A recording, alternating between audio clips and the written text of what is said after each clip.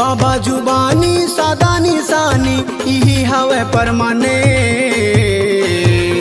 ए दुनिया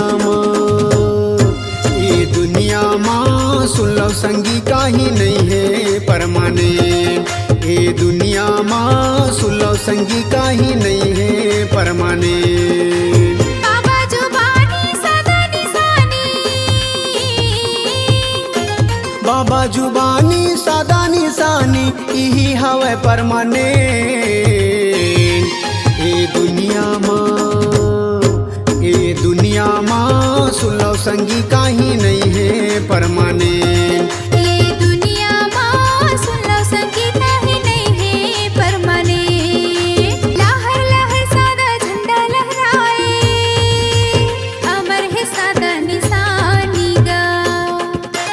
सत्य के रद्दाला बाबा दिखाए, बोले है सत्य के जुबानी गा। तपला करे परम पद लपाए, गिरत बरसात पानी गा।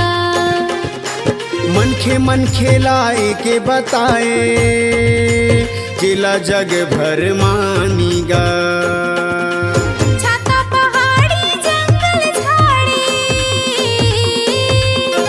छाता पहाड़ी जंगल झाड़ी यही हवे परमाने।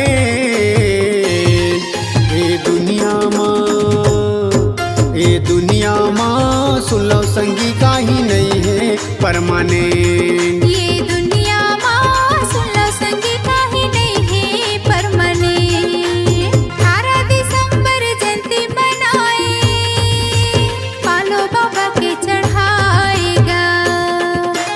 गिरतपुरी माझी मेला भराए, दुनिया भर के मन खे आएगा।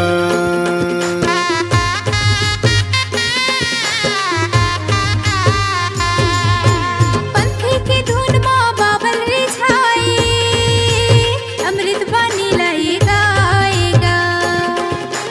सादा झंडा सत्य नाम चढ़ाए, बाबा ला मन में बसाएगा। गुरु घासीदास बाबा की महिमा, गुरु घासीदास बाबा के महिमा हवे जी परमाने। ए दुनिया माँ सुन लो संगी काही नहीं है परमाने।